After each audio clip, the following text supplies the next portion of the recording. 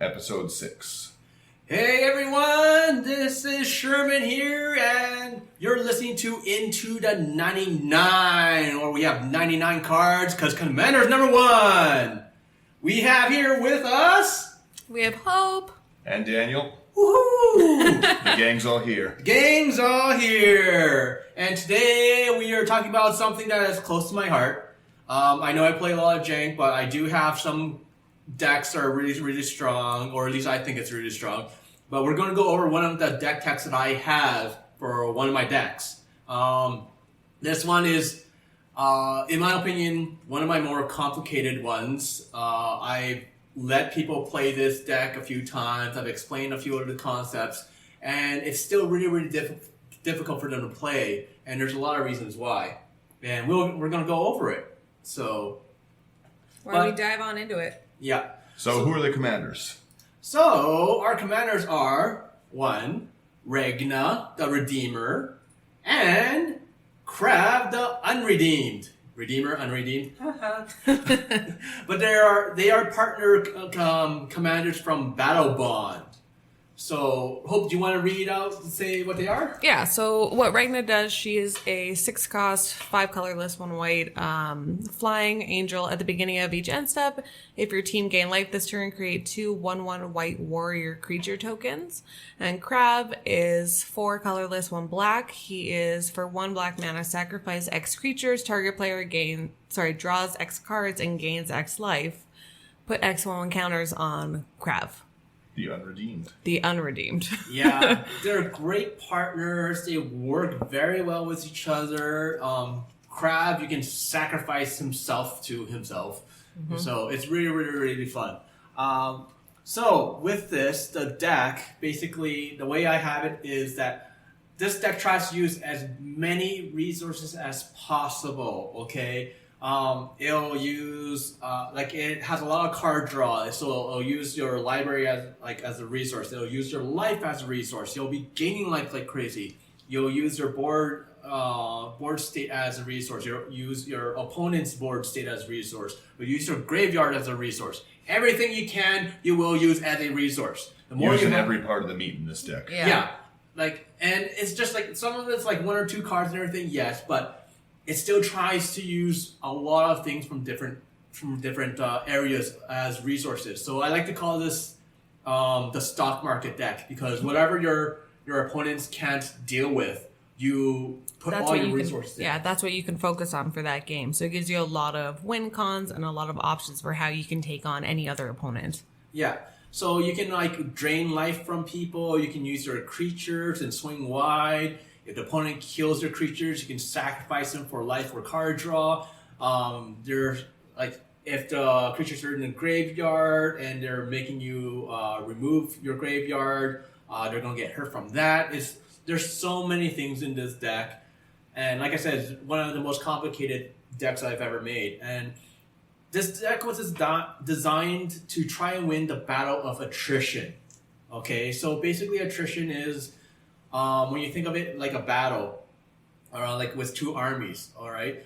If one side wins, okay, fine. They still lose a bunch of soldiers or whatnot, or a bunch of resources, all right? And that's what attrition is, okay? It's just losing out on that. So if you have a huge board state, if someone uses a board wipe and takes out all your stuff, they're winning the battle of attrition because they use 1 card to get rid of 10 things. This deck does the opposite. If you have a huge board state and they use a board wipe, you can sacrifice all that stuff to gain life, get cards, stuff, everything else. And it's basically a 1-for-1 at that point in time. Yeah, you don't care. They win the turn, but you can continue to win the game. Yeah, so, and then they wasted that, and you already know they can't deal with it, so you rebuild quickly because you have that card draw. Well, no one would play a board wipe that was 4 mana, destroy all creatures, and make your opponent draw 10 cards. Exactly. Yeah. And knowing that you can still do the draw, if they do still decide to do the board wipe, it kind of puts them in a state of... They're kind of laying out their hand to you and showing you that they're a little bit nervous and a little bit desperate. Yeah, so this deck just doesn't care. It really doesn't. And because of that, and we'll cover this later on for weaknesses, is this deck tends to make it so it's like arch enemy. So if you're not prepared to play arch enemy, don't play this deck at all.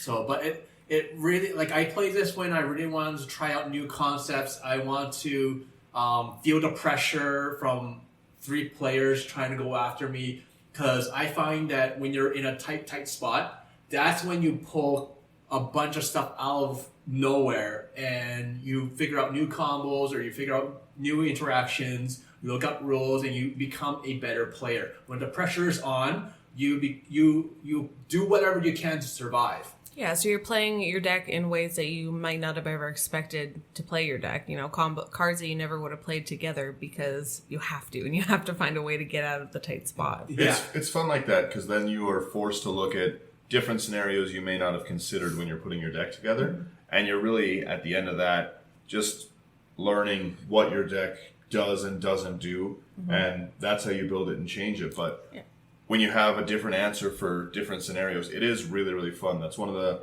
things I enjoy the most, is me playing something that I think is great and having someone counter it in an interesting way, or someone be able to, like you were saying, sack all your creatures to draw some mana or gain life, gain card draw, and put in a bunch of counters. It's interesting to see how certain people can turn disadvantage into an advantage. Yeah.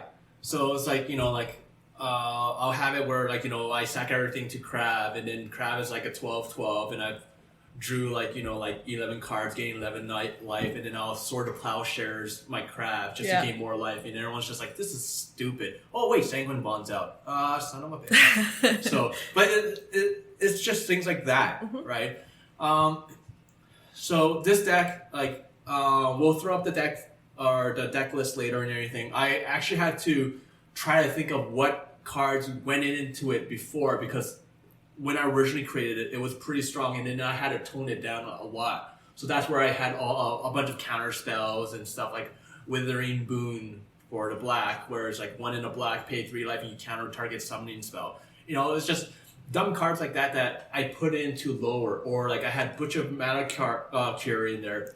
Because originally I had Dictate of Erebos. And Dictate of Erebos does the same thing. It's just an enchantment, and it costs 5 mana instead of 7 mana. With flash.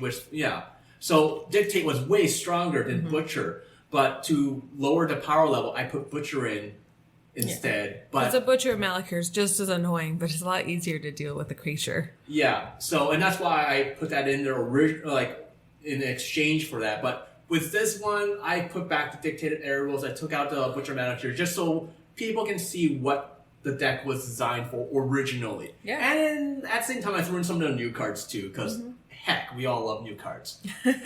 So here are some of the stats for the deck. Okay, first off, there's 18 creatures. Not many creatures. Okay, you don't care because you have a lot of card draw. And you're generating tokens. And you're generating creatures with your life gain. Yeah, so you don't care. There's 11 mana ramp cards. I know that is a lot, and I will explain why later, but this deck is close to around 50% mana. Well, let's go through what the creatures are first. What are the creatures that you have in the deck? Good question. So some of the creatures we have are Soul Wardens and Soul Attendant, Soul Sisters. Okay, so whenever a creature comes into play, every time a creature comes into play, you gain a life. It doesn't matter if it's you or an opponent. There's Mother of Rune, where you can tap it and you give a creature protection from a color.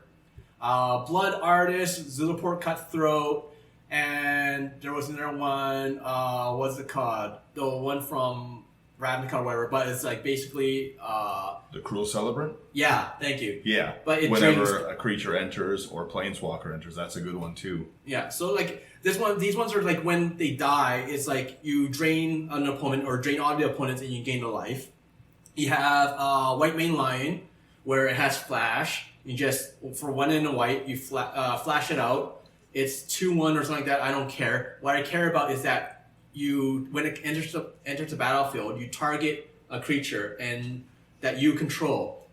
and return it to your hand. So This deck has a lot of built-in advantage in the creatures. Yeah. In the when things die, it's good for you. When things come into play, it's good for you. And it has a lot of protection for any of the ones that you feel are vital to keep alive at the time. Yeah. Like you said, depending on the games. Exactly. So there's all sorts of things like corpse knives and everything that drains people. Pious Evangel will gain life as creatures come into play.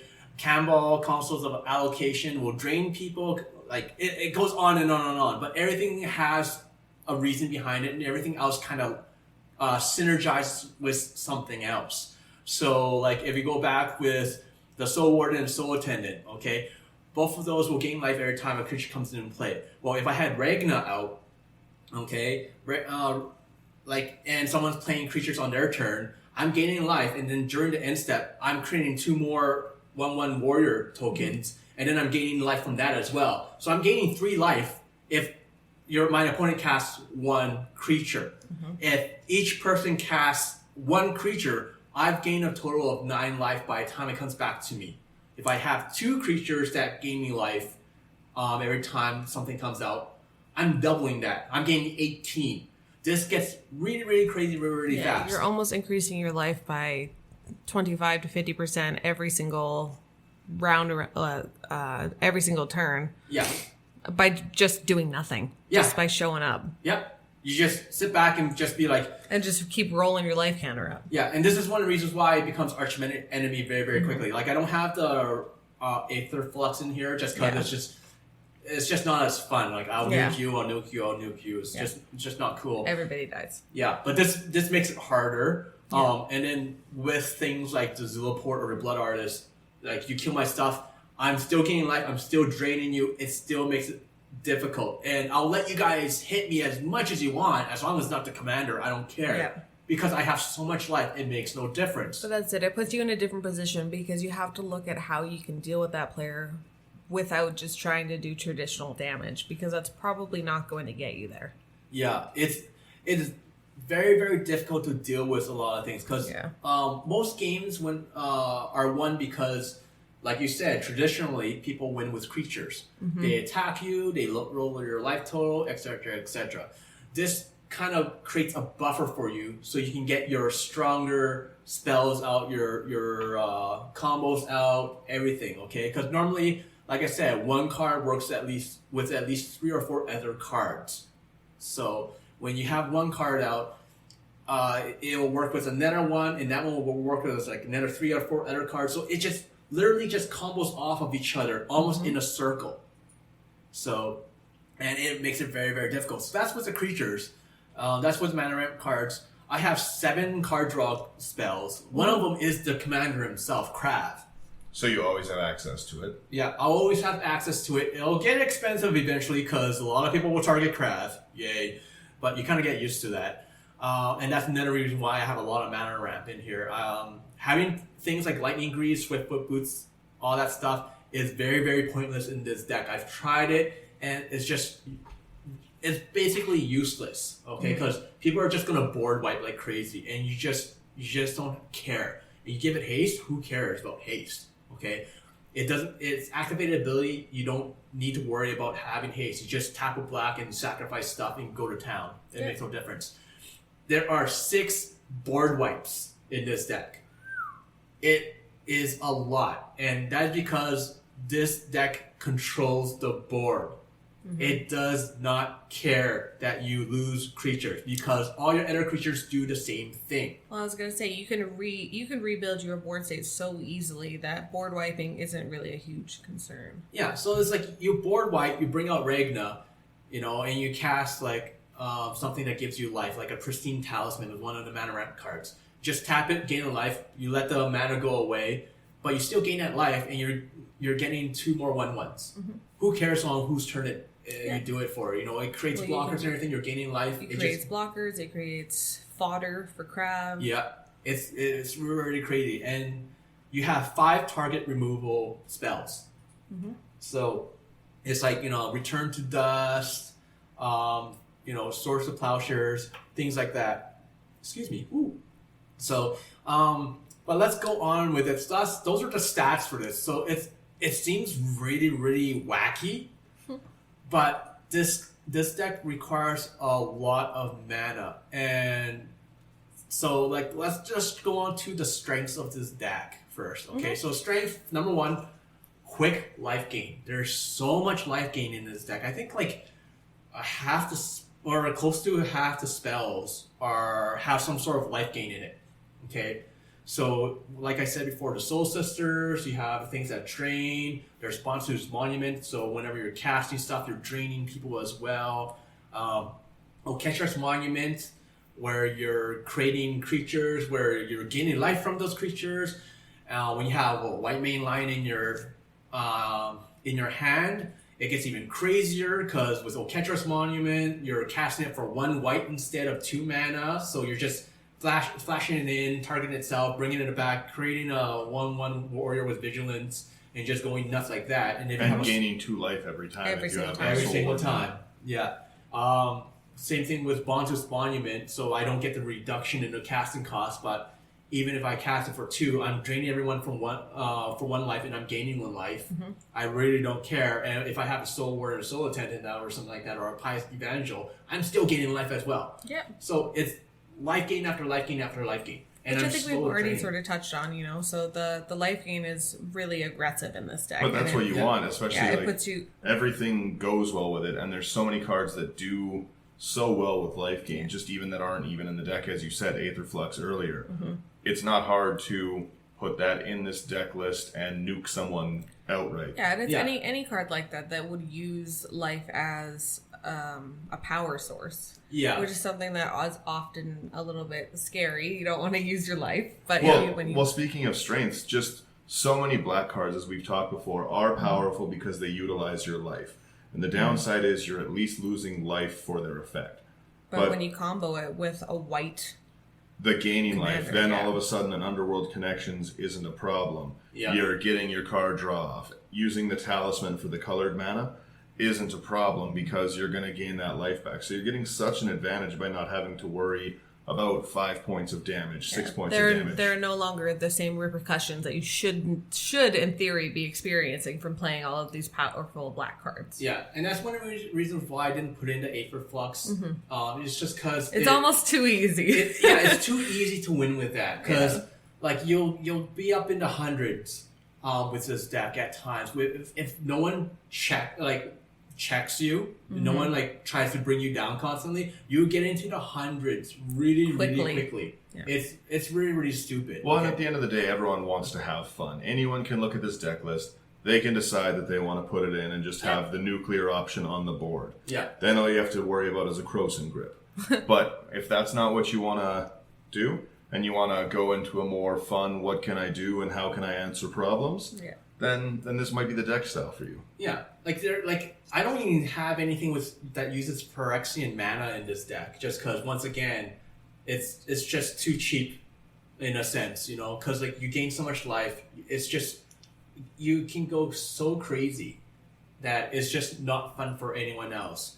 So, and I don't want this to be a competitive deck. Yeah, I could see a lot of potential in making this competitive, but at the end of the day too, it's like you're going out, you're having fun, you wanted to play within your meta as well. Yeah. Well, that is the nice thing about a lot of decks like this is you have the ability to tune it up if you want and be that powerful, oppressive player. But as you said, when your life total is sitting at 400 or 500, it is pretty hard to not become the only target at the table. Yeah.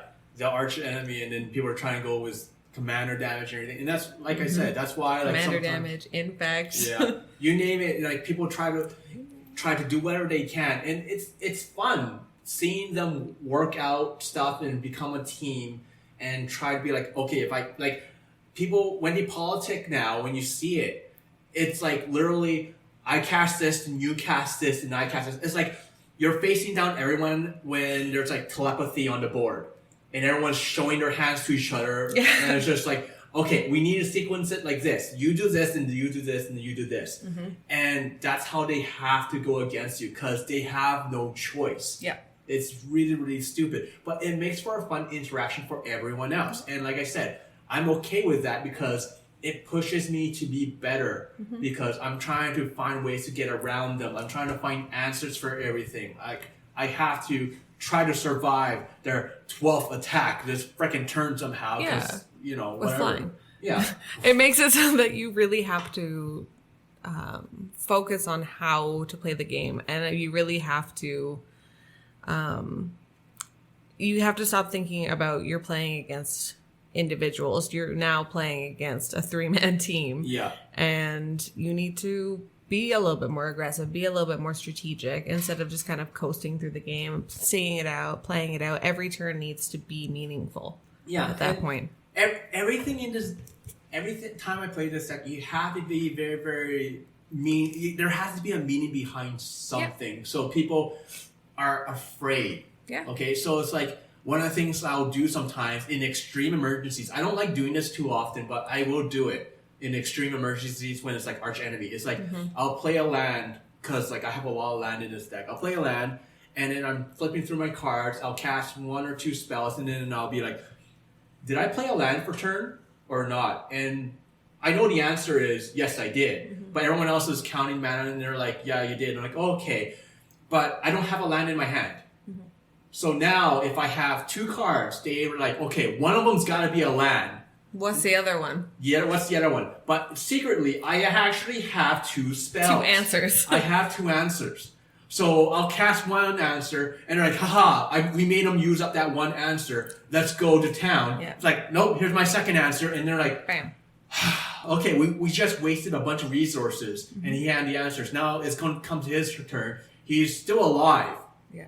We need to try to build up our resources again. Yeah. So it's a little underhanded, but it's part of the game. It's part of the game, yeah. It is part of the game. Mind games and that sort of stuff and bluffing are just as much as a part of the game as playing your cards. Yeah. So and that's one of the strengths of this here is the quick life gain. So we're just going through and just buffering that so we can take a bunch of hits. Yeah. The second thing is finding ways to use everything as a resource, just like I mentioned before. So cards that use up the life, cards that use the graveyard, cards that draw from the library, cards that use up excessive creatures. It's a huge list. Yeah. But, yeah. But I feel like we've kind of touched on a lot of that, like getting the draw so you can play the cards that gain you the life, and then being able to play them back in the graveyard and using your creatures as fodder for Krav, and like draw is such a good advantage over everything, and having it built into a commander is insane. It's insane. And like I'll say this to every single person every single time when I play commander, and they'll agree with me because they hear me say it, but some of them don't. But whatever. And that's card draw is king in commander. Yes. Oh yeah. Okay. You have 100 cards. You need to get as many of them as you can. You put them all in that deck for a reason. People are like, tutors are king. No. Tutors are not king. Draw is king because tutors are either like sorcery speed, if to put them in your hand, instant speed to put them on top of your library. But you're only getting 1 card. Yeah, you're only getting 1 card. You're only getting the 1 card, but you're also only getting it if you draw the tutor. Exactly. Yeah. You still have... Anyone who has draw advantage on you has a higher % chance to get their answer in their win condition over you who is only drawing 1 card a turn. So you can have 5 or 6 tutors, but the chance of you hitting them compared to someone who's going to draw 5 cards a turn is very, very low. You're going to lose that most times. Not only is there only a 5% chance of drawing one of those tutors, like out of that 100 cards, but exactly like you said, you're only doing 1 at a time. So it's just, it puts you at a disadvantage. Yeah. Like, draw is number 1. Anytime somebody's like, I don't need draw on my deck, I'm like, yes, you do. See, and that's the thing. Like, anytime someone says, I don't need this or I don't need that, I'm like, okay, here is a challenge for you. Let's consider this. Yeah, let's get you to make a janky deck. Because when you make a janky deck, you learn very, very, very quickly what you need. And that is mana ramp, card draw. Those are the top 2 things you will always need. Yeah. So, and like I have one buddy, he was trying to build a deck around like nothing but beards. All art has to have beards. And he's like, I can't find any mana ramp cards because no one has beards. And I'm like, well, what about victory chants from battlebond? Because there's a huge crowd. Someone's got to have a beard. And he's like, no. Like, I'm going to have the same rule as you do where you actually have to see that someone has a beard. I cannot assume. I'm like, okay, fine. So he literally has no mana ramp cards in his beard deck. Bet that's a slow deck. It is very, very, very slow. And you learn these things that when you're building a jank deck, that you need card draw, you need mana ramp. But out of all of them, card draw is king. Because if you don't have the mana ramp, but you have the card draw, you can draw into your lands. Into your mana, exactly. Yeah. If you have, Hope learned the game the hard way. Her first deck that she focused anything into and on was the Dragon. Trying to cast dragons and then editing it up with more and more dragons. She was sitting down at the table drawing cards constantly that were 6 to 7 drops every turn. Plus, it made me, I feel like I learned the game real fast. It was sink or swim. But it made me a much better player at a very rapid rate. So Dragon to Boros Angels. oh man. Yeah. But like that's one of the fantastic things when you go full force into learning something, right? You learn very, very quickly what works and what doesn't work, right? Exactly. So with that, the next thing, because of auto card draw and everything, we already mentioned this earlier, is that you control the board very easily. Like, let's face it, you have 6 board wipes, 5 targeted removals. Okay, and these are just the spells. Yeah, you decide who plays what. Yeah. Okay. It's almost like a blue control deck in that sense, but I don't have the counter spells. I just get rid of it. I don't care. But like you said, you're not caring about your creatures living or dying. Yeah. So blowing that board wipe suddenly isn't a problem. It's not like an elf deck that has a Priest of Titania on board, and you have to weigh, I really need this, but can I get rid of it? You don't care if your creatures die. They've already served their purpose. You, if it's to your advantage, are going to blow the table up and you'll rebuild. Yep. You don't have the same, because that's exactly it. Typically, when you do a board wipe, it is at the expense of your own creatures as well, unless for some reason they're indestructible or what have you, or you phase them. But there is a repercussion for that, but you're removing it because your creatures don't matter to you. They have no names. Yeah. We don't need them. Like, when it comes down to board wipes especially, I find the mentality that most players have is that they don't like casting it because they're afraid of losing their own things. It's a mentality that players need to get past. Yeah. I got past that very, very quickly because it's just like, if I lose it, I lose it. Not a big deal. You know, it comes down to rebuild bigger, faster, stronger. Yeah, more intelligent and things. We won't go down there again. And another strength from this deck is there are a lot of ways to win. And I mean, there is a lot. Excuse me. Ooh. Obviously, there's commander damage with Krav.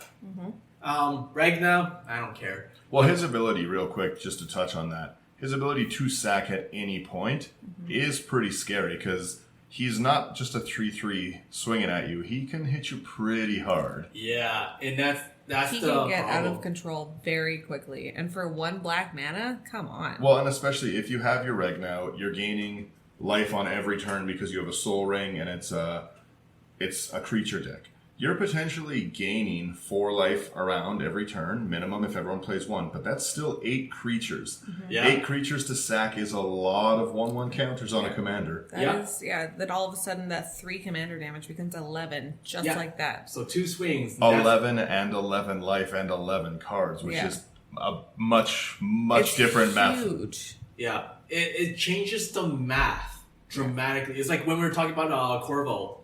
You know, we're like, he is going to be scary. He is a competitive commander because the moment you sacrifice things, you get a card draw. He gets a 1/1 counter, and you're getting advantage in a lot of ways from it, and you're triggering, like you said, any of your sacrifice with a Butcher out, with a Dictate, a Grave Pact, any of those things. Not only is it giving you all of the aforementioned advantages of his drop, but you're also sacking their board. You're also triggering your Blood Artist. Yeah. And that's the thing, like, I didn't even calculate the Dictate of Erebos as a board wipe either. I mean, like, I actually have, like, 6 board wipes. I have, like, Fumigate, Wrath of God, Day of Judgment, Dusk Dawn. Like, I actually have 6 board wipes, not including things like Dictate. Yeah. It's so stupid. And, like, what makes Krav crazier than Corvold is just that the fact that he is a sack outlet. Corvold only sacks when he comes into play or any attacks. That's it. If you need an instant speed sack outlet, Korvold doesn't do it. You need a different card. Yeah, you can't sack things to The fact him that specifically. Krav is not on a tap Yeah. is so broken. Oh yeah.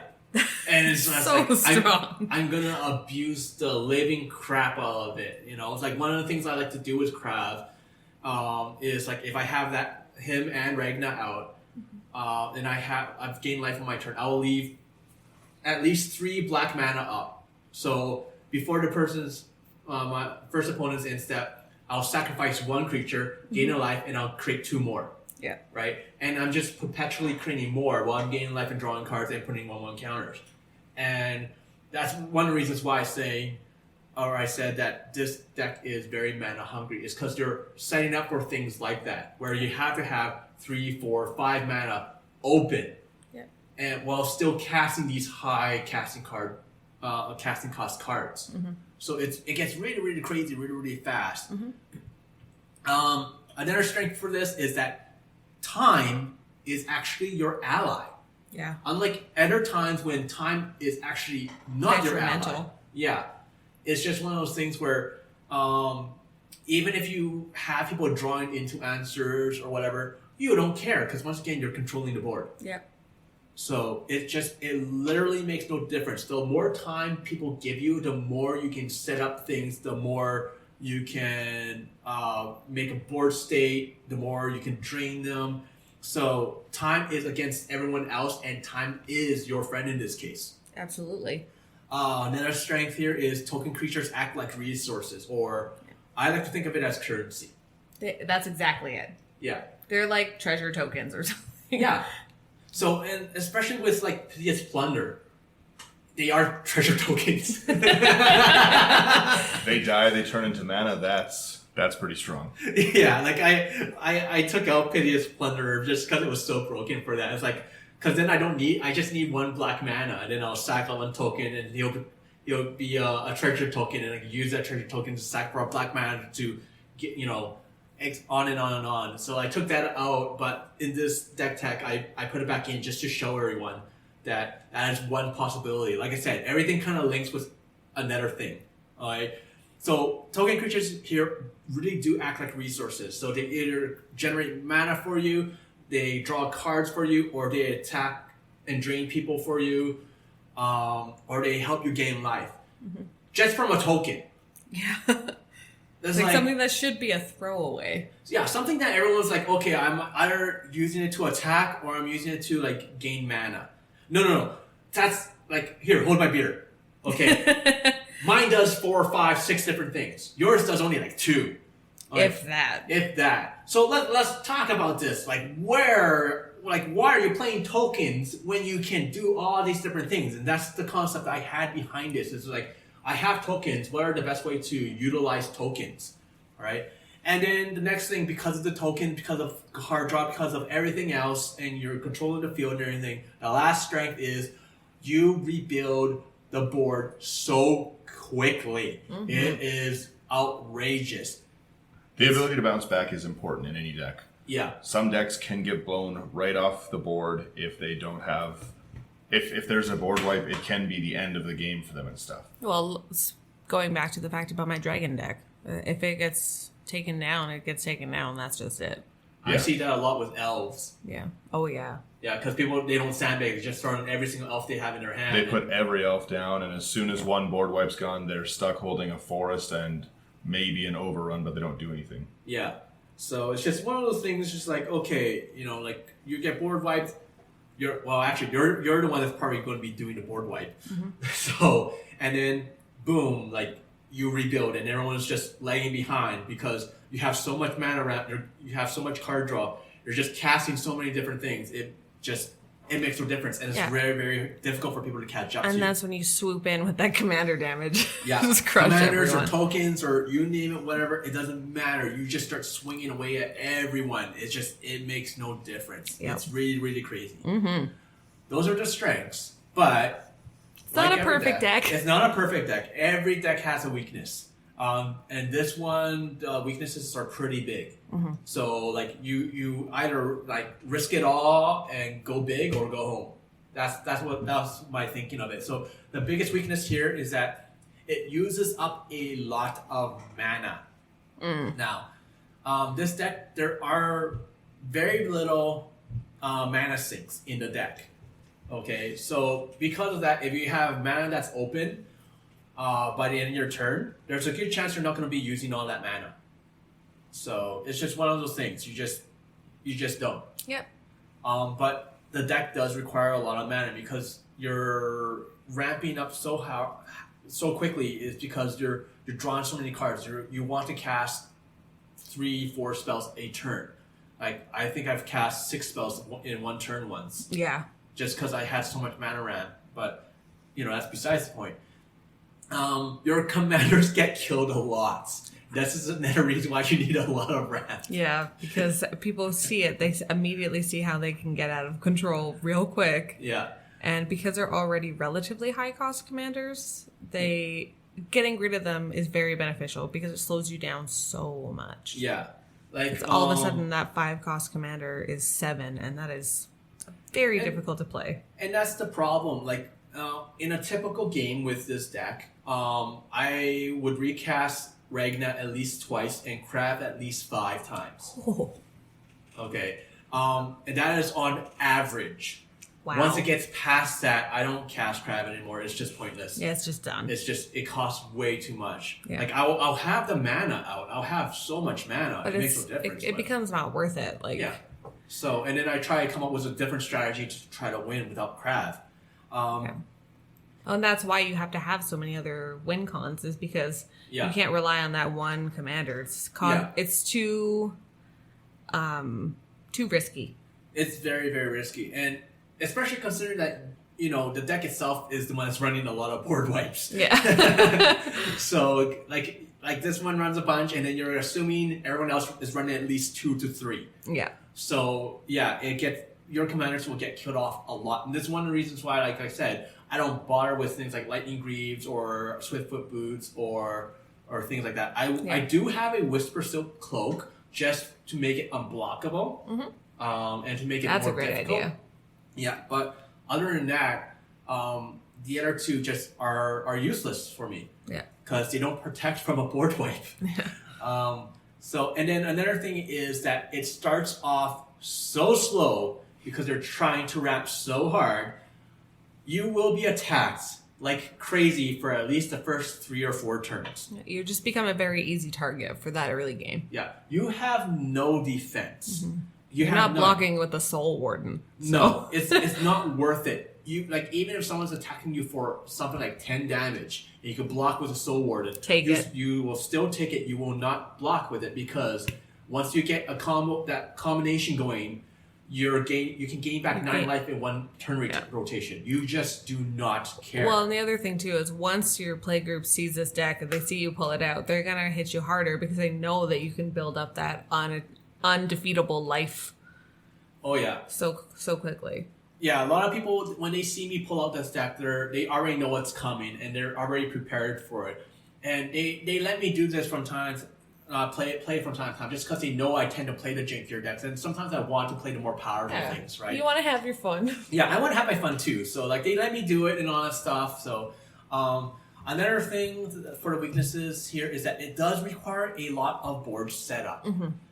So one card, like I said, can almost combo but synergize with another 3 or 4 other cards in the deck. Yeah, which is fantastic, but just that one card alone doesn't do enough. Yeah. It has one card does not a board state make. No, it does not. It has to combine with other cards.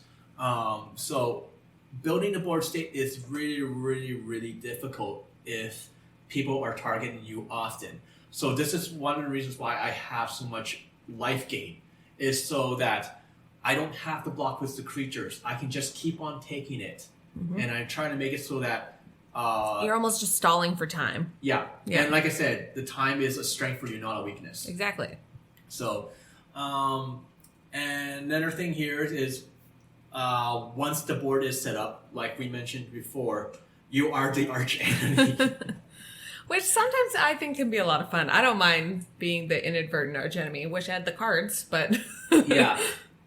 Like I said, like if you want to be a better player, you gotta throw yourself into these situations. Into the wolves. Yeah, because the more you're into or in those situations, the more you're used to it, the more you find ways out, the more on and on and on. It's like if I wanted to be a better draft player, what do I do? Just watch videos online of people drafting? No, Play draft. I'm gonna play draft a lot. I'll maybe get a few friends together and try to build a cube or something and just draft like crazy. That's the best way to get better. It's just by doing it again and again and again. I'm gonna have those times where I am the arch enemy. Yeah. Why don't I practice that more and more and more? Yeah. And take that as an opportunity to, like you said, become a stronger player. Yeah. So like let everyone throw everything at you. Yeah. You want to win, And throw it back. Yeah, throw it back. just keep on forcing them to take you down, and then you learn what is important in the deck and what is not important in the deck. And what how you you can can sacrifice. fine-tune it, yeah. Yeah. Like, what you're missing also becomes very clear at that point. oh yeah, it's just like, oh, I really wish I had more removal. I really Yeah. wish I had this. I really wish I had that. And you start adjusting it. Excuse me. Oh, that was gross. I think I swallowed a fly. Excuse me, everyone. Technical difficulties here. Hang on. Personal difficulties. Personal difficulties.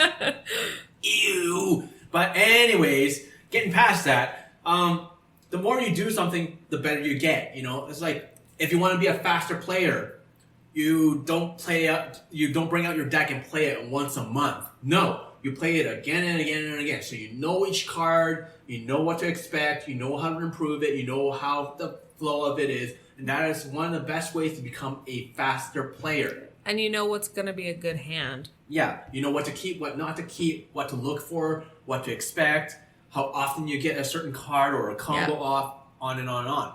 This is the same thing, but just arch enemy, 3v1. That's it. So, and like I learned the hard way, I need a lot more board wipes, hence 6. So, and yeah, like there's a lot of other reasons why, but that's one of the things. This weakness hurts me so bad. I hate it when people do this to me. But selective card discard hurts this deck a lot. So if an opponent gets rid of key cards in your hand, like they use like anything there where they look at your hand, they're like, I want this card gone. Yeah. It hurts because sometimes you can't get to that graveyard recursion. Sometimes you do need that life gain card to throw down. Yeah. And also it gives valuable information to that opponent About your strategy. Yeah, and when it's arch enemy, they're gonna share it. Oh yeah. So it's revealed to the table. Yeah, like, and people were like telling me before, they're like, oh, like, why do you hate card draws or card discard so much? You draw so much. But I was You draw so digging. much because you need these cards. Yeah, I was digging for that one card to get rid of it. What the heck? Yay! I don't need the soul ring, man. Yeah, I don't need a soul ring. I don't need an arcane signet. I needed that soul's attendant. I needed that other card. So it's just one of the things. And the last weakness here, which everyone falls into, but this deck especially, is that it's very easy to miss triggers. There's a lot going on with it. Yeah. So let's picture this, for example.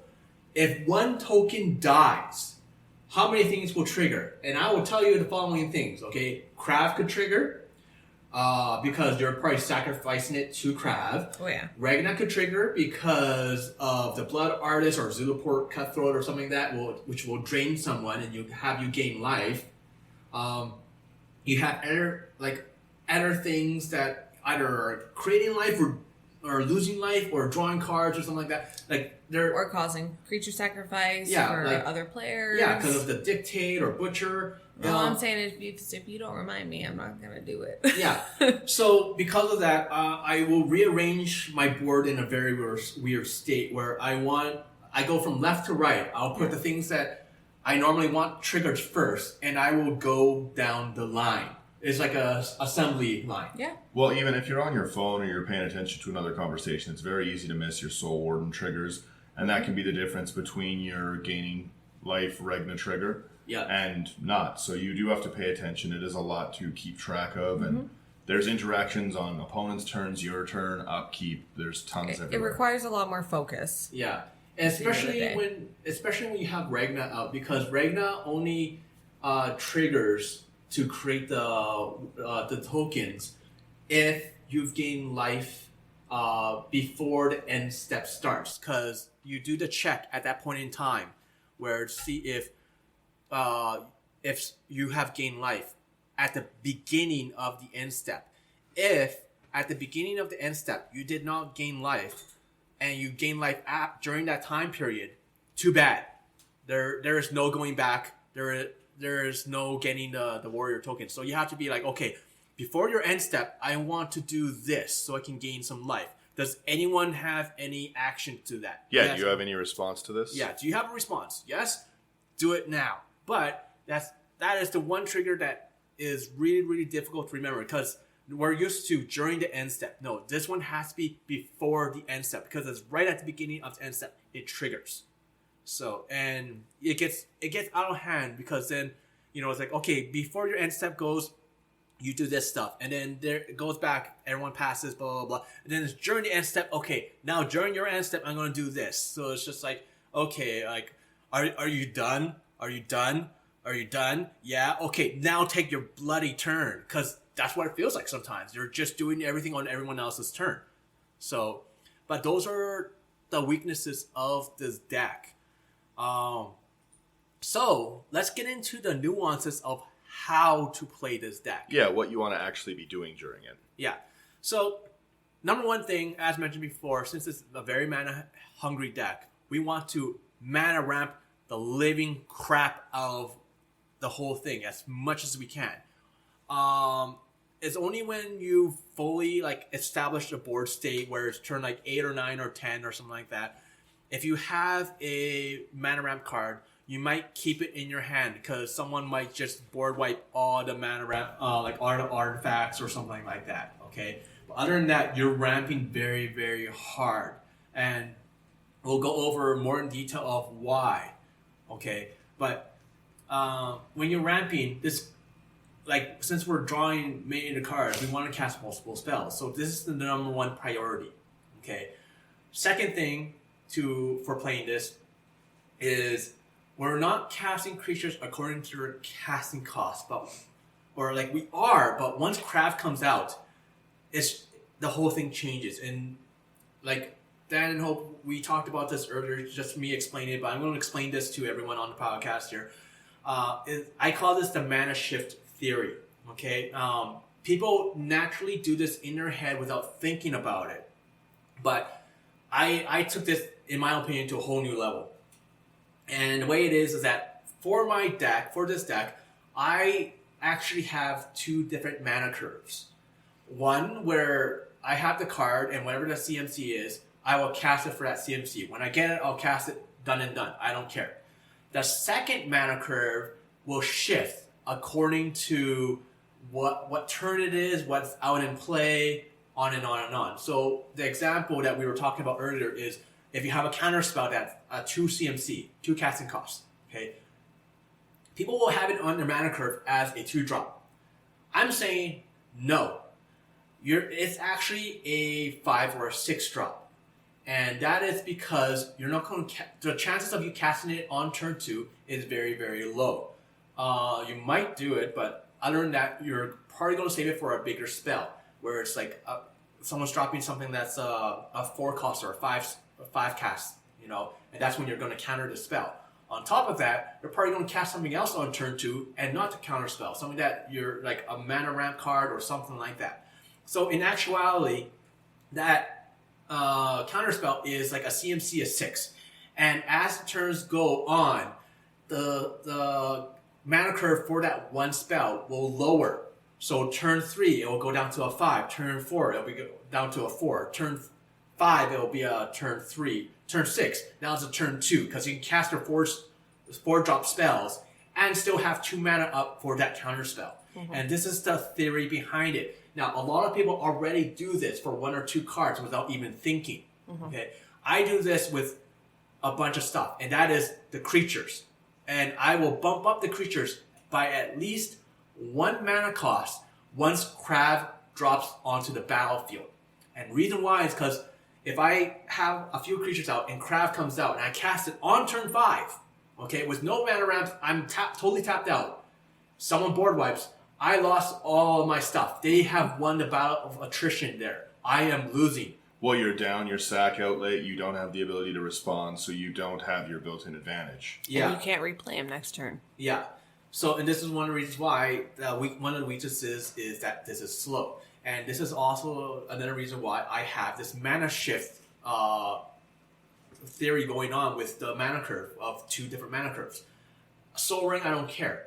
It's a 1 cost no matter what. Okay? Soul Warden, sure, it's a 1 drop. I can cast it on turn 1, turn 2, turn 3, blah, blah, blah. But if Krav is out, okay, and I have 1 mana left untapped, I am not going to cast the Soul Warden. No. I don't care. If I have a Darksteel Ingot untapped and cast for any color, okay, and I can cast that Soul Warden, I am going to hold back and I will not do it because I need it for a black mana to sacrifice things. And this is where the shift comes into play.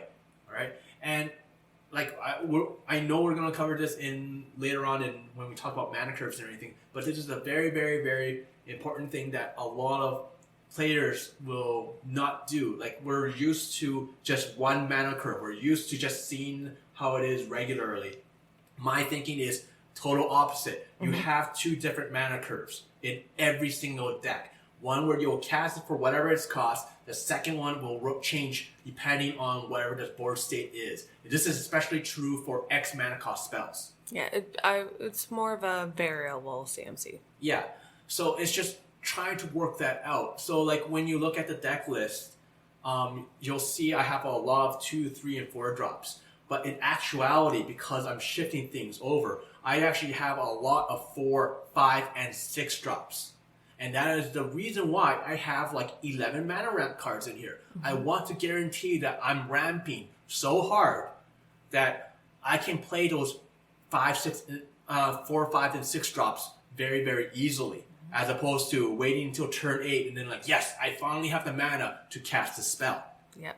So, so that's one of the ways to play for, one of the things to consider when playing this deck. And this is also one of the reasons why when I give this deck to people, they have a tough time because they don't know They don't that. consider They that. don't consider it. Or if I do tell them that, they forget because they're not used to the deck, right?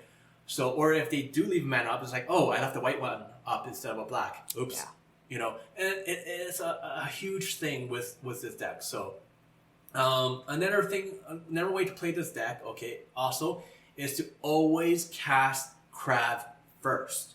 Okay, Regna does not matter really. Regna is kind of like a spectator half the time in this deck. Okay, you don't cast Regna until like turn 7 or 8 more normally. She's a good bonus, but she's not the main. Yeah, Attraction. she's not the main attraction. She helps a lot, especially when you have that board state. Yeah, she definitely serves what you're trying to do, but Krav is he's the king. Yeah. He's the key to the deck, okay? Because like once again, you're trying to win the battle of attrition. If people are board wiping, especially yourself, you need those sack outlets, and Krav is the sack outlet. You want to gain the advantage of life, card draw. Counters are kind of a bonus, but you want the card draw and you want the life, and because that's going to help you rebuild very, very quickly. Regna, when you have to, not if you have to. Yeah, when you do. Regna, like I said, is just there as a side bonus. So like if you have Krav out and you have a bunch of extra mana, sure, cast Regna. Then you can have both of them go off of each other and just go nuts. Right? So another thing to remember with this deck is, and I've mentioned it many, many times, this is a battle of attrition. As creatures die, you have cards that drain opponents. As you gain life, you have cards that allow you to benefit from it. If your opponent tries to take out your board state, you can sacrifice most of it to rebuild quickly. And when you're sacrificing or having them destroy your stuff, you're draining them. Like, it doesn't matter. You're punishing them for every single move they do against you. If they do something to someone else, fine. You don't Let care. Let them. Right? But if they try to hurt you, you're going to hurt them just as much or twofold. Yeah. And that's why it's a battle of attrition. You want to punish them so that if they do anything, like, it's that fear factor. Yeah. Okay. You want to be a constant threat, whether or not it's overt. Yeah, and this comes down to us, like, how well the play group knows how to politic. Okay, because if you're in a play group and they don't politic well, it's no longer arch enemy for you. It's nowhere close because they're going to be targeting someone else. They're going to be making deals on the side. And you can just pick them all off one by one. Yeah. But if the group knows how to politic and they start to work together and really become a force to be reckoned with, that changes the game majorly. Yeah. And when that changes, this concept comes into play dramatically because you have to find ways to waste 3 people's resources all at the same time while minimizing yours as much as you can. So they're winning the battle. Damn near impossible. It's very difficult. It's very difficult, but with this deck, ironically, it totally is possible. It's because, and once again, it's because it's board wide. And like, oh, Videlkin Ori, I love you. That's all I have to say. Because the moment you get a Videlkin Ori out, it's fun times. So, but it's really, really, really hard for that. And then another way to play is, once again, whenever your opponents are weak against, you put your resources into it. So if they can't deal with a big flyer, a big creature like Krav, abuse it. Yeah, just smack them constantly with that creature. If they can't deal with all the creatures that you have because they don't have board wipes in their hand or blockers, create a bunch of 1/1s, create a bunch of tokens. Just go crazy. Chip away. Wide. Yeah. If they have a lot of removal, just focus on getting those cards that will drain your opponent. Yeah. So all of these are your win cons, but at the same time, you're forcing them to regret targeting you. Yeah. So, and it's just one of those things. You're forcing their hand.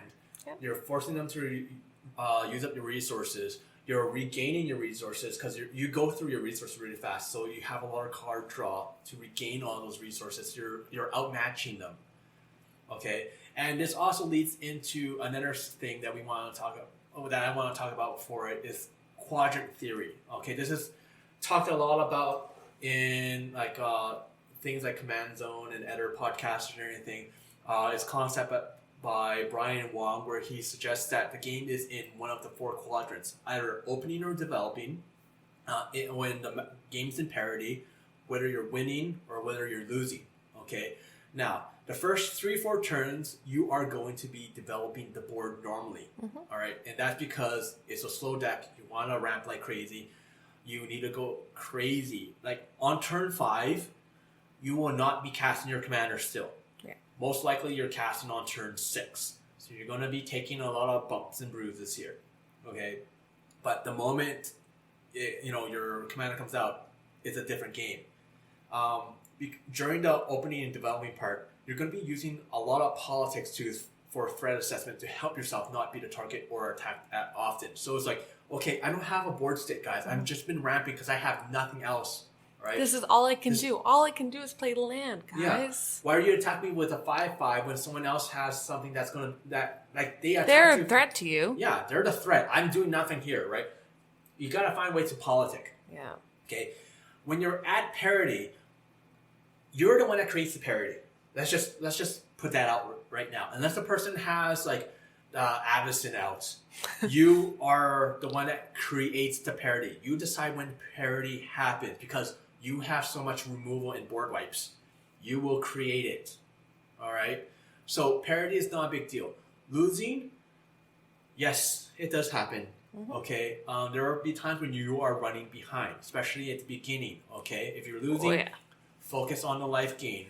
Because people, we're hardwired in Commander to be like, life gain isn't a big deal. No one cares about life gain. And this deck abuses that. Well, it's so easy to kill people with commander damage that 200 life doesn't matter all the time. Yeah, along with like infect, all that stuff. Like or like people going off and comboing to the point where they either mill you out or just do 1,000,000 damage. People are like, life doesn't matter. Okay, so abuse that. They're like, I'm gaining life, guys, but I have nothing else going on. Okay, so stuff like that. But if you're losing, focus on gaining life, because the life gain will buffer it, will buy you some time. And like we said, in the long run, it will be a resource to you. So you're again, that's part of your development, and even in your lost state. Yeah, and this also works with you for the board wipes in the deck. Okay, because as you're gaining life, people are attacking each other. They're chipping away at each other and everything, and then you wipe the board. You can set up again really, really quickly, and everyone else has already wasted a lot of resources with their own things. That it's hard for them to catch up because they're already in the lead from the life alone. Mm-hmm. And then for the last one, for winning, when you're winning, it is arch enemy. Mm-hmm. There is no ands or buts about this. Because you get very scary. You get very, very scary. Like the best way for them to win is to either team up or someone just combos out and just wins the game from there. So when you're winning, it's very, very difficult. It does happen often when you are in that winning zone. Mm-hmm. But once again, 3v1, very, very difficult. Yeah. Very, very difficult. Which is why in that winning state, it's so important to make sure that you have answers at the ready for any opportunity, so that when you are the arch enemy, you have something to fall back on. Yeah. I love being arch enemy. Me too. Like, it's just so much fun. Like you're put in a tight spot. You're thinking outside the box. I don't know. For me, it's probably just my affinity for nickel bullets. Daniel's probably like, I'm going to sneak behind and kill you all from behind. Daniel just likes to sit and chill. I'm the arch enemy in most games. Yeah. Really? All the time, yeah. Oh, that's true, actually, come to think about it, when I do play against you, yeah. Often people will It's usually the table trying to figure out how to deal with what I have. what he's going to do this time. Because he always brings out a new deck. Well, especially with Muldrotha. Oh, yeah. Muldrotha, so slivers. It's a good way to say annoying. It does draw the table's ire. Sometimes Not so much, now that you took out some of the things that I found to be very... Not fun. Yeah, ginger taxes. That's not that bad. In a Muldrotha deck? Not that bad. My friend. No, like, but his Muldrotha deck is fantastic. Like, it is arch enemy whenever you do play it, though, I'll admit. But you do have to be ready to play whenever you're playing a deck like that. Yeah. When you're ahead, this is going to really accelerate you ahead. Yeah. If you're ahead, you're not going to be 10 life up on someone. You're going to have drawn a ton of extra cards. You're going to be in the hundreds of life category. You are going to be what the kids call problematic. This compared to Muldrotha, now that you bring it up, we got to do the next deck tech on that because it's so crazy. That is a deck that I think we need to talk about. Yeah, like, oh my goodness. Like, when you first showed it to me and you're playing it, and I was playing my book trial while I was sitting next to you, and you actually helped me out a few times. But it's just like, I'm just sitting there and just like, oh my God, what are you doing? Who does this guy think he is? Heck, I think that was the first time we actually met. I think that was, yeah. So. And he still wanted to be his friend? Well, like, it's a cool deck, and he liked my deck because it's like book tribal. What the heck, Book tribal is a cool deck. It is a really cool concept. And then, like, I pissed off one of my friends because, like, he tried doing the Solemnity, Phyrexian Afterlife, Unlife combo, but he tapped out, and when he would cast a Solemnity, I had a Disruptive Student, where you just tap and counter and stuff, like, it's like 4 spike. Yeah. And he's just like, why? I'm like, why the heck would I let you do that? Why would I allow this? Yeah. All right. I'm not crazy, okay? I'm not stupid. No, it's still, like, one of my favorite things, especially with my book travel, it's like with Codex Shredder, because people forget about it, and they're like, I will tutor. I will put that on the top. Cool. I will mill it.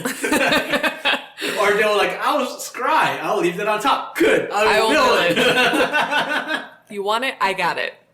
So it's just, people hate me so much for that. It's just like, okay, fine. But that is the deck tech that we have for Regna and Krav.